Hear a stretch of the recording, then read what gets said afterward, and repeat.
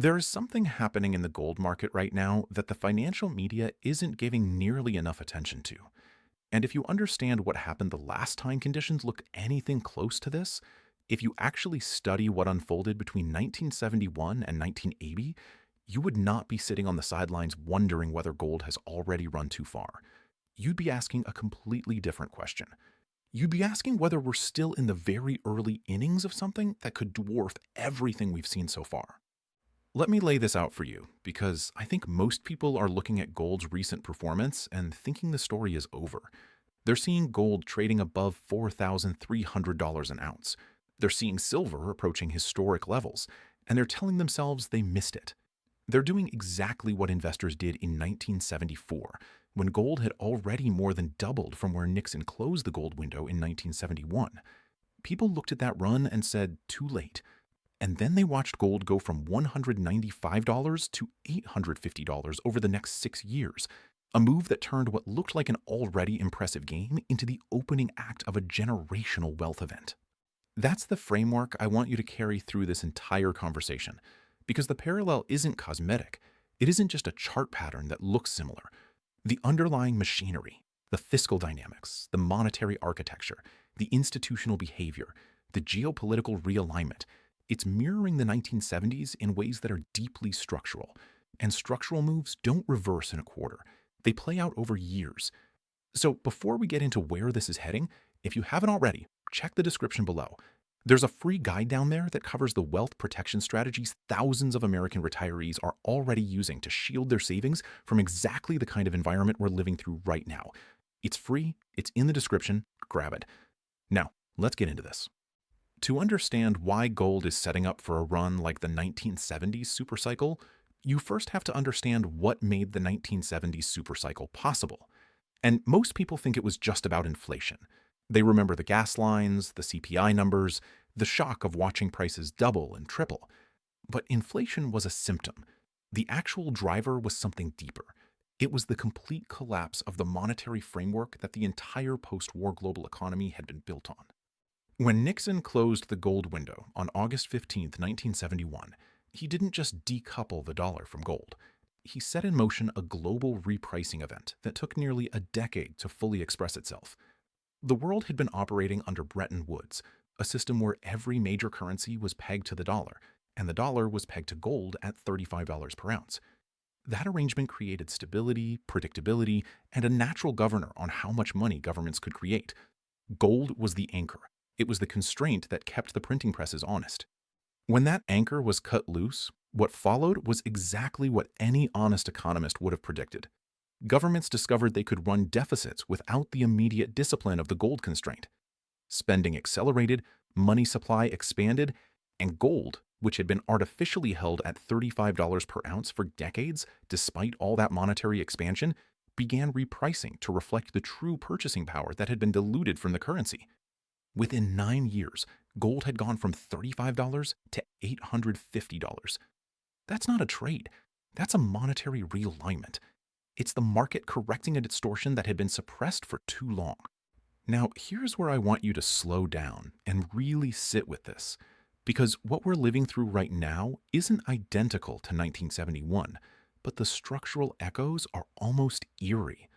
The dollar's role as the world's reserve currency is being challenged in a way it hasn't been since Bretton Woods collapsed. We have central banks around the world, not one or two, but dozens, actively and publicly reducing their exposure to dollar-denominated assets and building gold reserves at the fastest pace recorded in modern history. In recent years, central bank gold buying has hit levels that haven't been seen since the early 1970s. That's not a coincidence. These are institutions with access to the best economic intelligence on the planet, and they are making a coordinated bet against the long-term stability of fiat reserve currency dominance. Think about what that means for a moment. Central banks don't buy gold for sentiment. They don't read technical charts, and they don't care about momentum trades. When a central bank allocates a meaningful portion of its reserves to physical gold, it is making a long-term structural statement about what it believes is going to happen to the purchasing power of physical currencies. And when you see the People's Bank of China, the Reserve Bank of India, The central banks of Turkey, Poland, Hungary, and Kazakhstan all adding to their gold positions simultaneously, you're not watching a trend. You're watching a thesis being executed at the sovereign level. And that thesis is de-dollarization. It's the slow, grinding, multi-decade project of reducing global dependence on a single nation's currency as the medium of international trade and the primary reserve asset for sovereign wealth. The BRICS bloc, Brazil, Russia, India, China, South Africa, and now a growing list of additional member nations, has been explicit about this goal. They're not whispering about it anymore. They're building payment systems, structuring bilateral trade deals in local currencies, and some of the more forward-leaning voices within that coalition have floated the idea of a commodity-backed or gold-referenced trade currency. Whether or not that specific proposal materializes, the direction of travel is unmistakable. The world is slowly, methodically moving away from its near-total dependence on the dollar. And gold is the natural beneficiary of that shift, because gold is the only monetary asset that has no counterparty risk, no issuer, and no political allegiance. Here's a story that I think illustrates the current moment better than any chart. In the early 1970s, shortly after Nixon's announcement, French finance minister Valéry Giscard d'Estaing was one of the most vocal critics of what he had famously called the exorbitant privilege of the United States, the ability to run deficits indefinitely because the world needed dollars to conduct trade. France began demanding gold for their dollars. They were sending ships to the Federal Reserve to physically repatriate gold. The French understood, before most Western institutions were willing to admit it, that the game had fundamentally changed. That same dynamic is playing out today, but at a scale and speed that dwarfs anything France could have engineered unilaterally in the 1970s. Countries aren't just asking for their gold back. They're restructuring their entire reserve management strategies around the assumption that the current dollar-dominated system is in secular decline. And when you have sovereign-level demand competing with retail and institutional demand for a commodity that is genuinely constrained in supply, because gold is not printed, it's mined, and global mine supply growth has been essentially flat for years, what you get is a structural supply-demand imbalance that can take prices far higher than most conventional models suggest. Let's talk about the technical picture for a moment, because I think it's important to understand that this isn't just a macro story. The chart is telling the same story. Gold has broken out above every major resistance level that the bears have been pointing to. We've seen corrections along the way, and those corrections have been bought aggressively, which is exactly what you'd expect to see in a secular bull market. Each pullback has attracted new buyers. Each consolidation has resolved to the upside. The structure of the market right now, with gold trading well above $4,300 an ounce, is not the structure of a market that has exhausted its move. It's the structure of a market that is repricing higher in a sustained, deliberate way. Compare that to the 1970s timeline. Gold broke above $100 for the first time in late 1973. At that point, it had already nearly tripled from the old Bretton Woods peg. And yet, and this is crucial, over 80% of the total price appreciation in that supercycle came after that first major breakout. The investors who called the top at $100 watched the price go to $850. The investors who held on, who understood the structural nature of what was happening, who didn't confuse a correction for a conclusion, those are the investors whose stories we still tell. What drove the second leg of that supercycle? It wasn't just inflation data, though inflation certainly contributed. It was a loss of confidence. It was a growing recognition, spreading through institutions and households alike, that the monetary system had been fundamentally altered, and that the old rules about what paper money was worth needed to be revised downward. That crisis of confidence cascades. It's not a linear process. You get skepticism, then concern, then urgency, then panic. And gold prices don't move linearly through those phases. They accelerate. Now, I want to be very clear about something, and this is where I think the 1970s parallel is most instructive for people watching this today. The inflation story isn't what drives the second leg. It's the institutional capitulation. It's when the pension funds, the sovereign wealth funds, the university endowments, the insurance companies, institutions that have historically held almost no gold at all, begin to seriously recalibrate their allocations. Most institutional portfolios still carry gold as a rounding error. We're talking about allocations of 1, 2, maybe 3% in the most forward-thinking funds. If even a fraction of global institutional capital begins rebalancing toward a 5 or 10% gold allocation to reflect what they're seeing in the geopolitical landscape, the mathematical demand shock to a relatively small physical market is staggering. This is something the big banks have started to publicly acknowledge. Institutions that would have been embarrassed to publish a bullish gold research note just a few years ago are now openly discussing targets that would have sounded fringe in any prior cycle. When Goldman Sachs, JP Morgan, and UBS are putting out research that contemplates gold at levels that would have been dismissed as permeable fantasy in 2020, that's a signal. The mainstream is slowly catching up to what the early movers, the central banks, the BRICS nations, the physical buyers in Asia, already understood.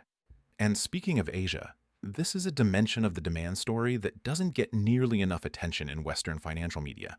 Chinese retail demand for gold has been extraordinary.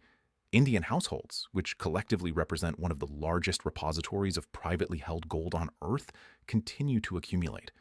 But beyond the cultural demand, you've got a younger generation of Chinese and Indian investors who watched their equity markets underperform and their real estate markets come under pressure, and who have rotated meaningfully into gold as a store of value.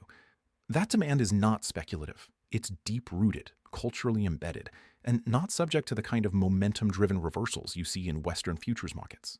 Let me also address something that I think gets glossed over in most mainstream gold analysis, which is the structural difference between the paper gold market and the physical gold market. Most of the gold trading that happens globally every day is not physical gold changing hands. It's paper contracts, futures, forwards, unallocated accounts that have only a fraction of the underlying physical metal to support them. The ratio of paper gold claims to actual physical gold sitting in vaults has been estimated by various analysts at levels that would make your jaw drop. Some estimates put it at over 100 to 1, meaning for every ounce of actual physical gold, there are claims on dozens, potentially hundreds of paper ounces. In a stable, low-stress market environment, that imbalance doesn't matter much. Most paper holders never demand delivery. But in a crisis, in an environment of exactly the kind of systemic distrust that was building through the late 1970s and is building again now, the risk of a paper-to-physical squeeze is very real. When holders of paper gold start asking for physical delivery, the market discovers very quickly that the supply isn't there. And when that kind of supply panic sets in, price doesn't move in an orderly way. It gaps, it runs, it reprices in ways that look violent on a chart, but are completely logical when you understand the underlying imbalance. We saw a preview of this dynamic during the COVID supply chain disruptions, when COMEX vaults were scrambling, and the spread between futures prices and physical premiums blew out in ways that shocked even veteran gold market participants. That was a taste, a brief, contained taste. The structural vulnerabilities that caused that dislocation have not been resolved. They have arguably deepened. Now, if you're watching this and you're thinking about your own financial situation, particularly if you're in retirement or approaching it, I want to take 60 seconds to mention something that I think is genuinely worth your time. If you have retirement savings that you've spent decades building, and if what we've been discussing tonight resonates with you, the currency risk, the geopolitical uncertainty, the structural arguments for gold, there is a way to get physical gold inside your retirement account without triggering a taxable event. It's called a gold IRA, and it allows you to hold IRS-approved physical gold and silver in a tax-advantaged structure. If you have $100,000 or more in an IRA, a 401k, a 403b, or any other retirement account, this is worth understanding. The free guide in the description covers the basics of how it works. It takes 15 minutes to read, and it covers everything from custodians to storage to the rollover process. If your retirement savings are entirely in paper assets right now, stocks, bonds, cash, in an environment where the structural tailwinds for gold are as strong as we've discussed tonight, that's a conversation worth having. Back to the supercycle thesis, because I want to address the counter-argument, because I think it's important to steelman the bear case before dismissing it. The people who say this cycle is different from the 1970s will point to a few things. They'll point to the fact that the Fed is more credible today than Arthur Burns' Fed was in the 1970s, that central bank inflation-fighting tools have evolved, that the modern economy is more financialized and less commodity-dependent. All of those points have some validity. But here's the thing. None of them address the fundamental driver of the secular gold bull market today, which is not primarily about CPI data. It's about monetary architecture. It's about reserve currency diversification. It's about what happens when the institutions that have underwritten global dollar dominance for 70 years begin to question whether that dominance can continue at its current scale. The Fed's credibility doesn't resolve the US fiscal trajectory. It doesn't close the gap between what the government spends and what it takes in. It doesn't reverse the trend of foreign central banks reducing their treasury holdings. It doesn't stop the BRICS nations from building alternative payment infrastructure. The structural forces at work in this cycle are not amenable to the tools that defeated inflation in 1980. They're operating on a different level entirely. And here's the historical parallel that I think is most haunting when you look at it clearly. In 1974, after gold had run hard from $35 to nearly $200, there was a brutal correction. Gold dropped over 40% in a matter of months. Every bear called it the end of the bull market. Every headline declared that the inflation trade was over, that Bretton Woods nostalgia was priced in, that real rates were going to stay positive, and gold was dead money. And the people who believed those headlines got left behind for one of the greatest financial runs of the 20th century. Because the correction wasn't a sign that the trend had ended, it was a shakeout. It was the market clearing out weak hands before the real move. The second leg, from those post-correction lows to the 1980 peak, was multiples larger than the first leg. We have had corrections in this cycle too, and every one of them has been met with the same chorus of gold is done, the bull market is over, rates are going to normalize. And every single one of those corrections has been bought.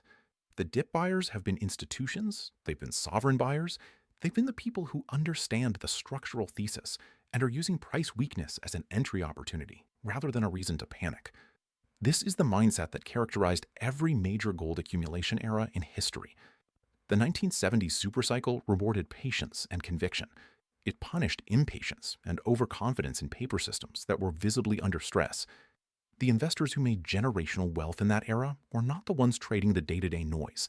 They were the ones who understood the macro thesis, who positioned appropriately, and who held on through the volatility because they understood what the underlying forces were. And those forces, the de-dollarization, the fiscal imbalance, the central bank accumulation, the structural shortfall between paper claims and physical supply, the geopolitical fragmentation that is visibly accelerating, those forces are not going away. They're building. They're compounding. The 1970s supercycle took most of a decade to fully express itself. If we're in the equivalent of 1973 or 1974 right now, and the structural evidence is compelling that we are, then the lion's share of the move still lies ahead. The question isn't whether gold has run too far. The question is whether you understand where we are in the story, and whether you're positioned for what comes next. If you've watched this far, I want to make sure you know about something exclusive. For American retirees with $100,000 or more in any retirement account who watch this full video, there's a one-on-one educational web conference available at no cost and no obligation. It's not a sales call. It's a personalized session to walk through exactly how this environment affects your retirement picture and what options exist to protect what you've built. All you have to do is mention that you watch to the end when you reach out through the link in the description. It's only available to American retirees. It's completely free, and there's no pressure, no pitch, no obligation. Just real education for people who take their retirement seriously. We are living through a monetary moment that comes along once in a generation. The institutions know it, the sovereign buyers know it, the central banks know it. The only people who seem uncertain are the individual investors who are still waiting for permission from the same financial media that missed the entire first leg of this move. Don't wait for the consensus to catch up. The consensus is always late. That's what makes these opportunities possible in the first place. Do your research, understand the thesis, and make the decision that's right for your situation. Because if the 1970s taught us anything, it's that the window to position before the second leg of a supercycle is shorter than it looks.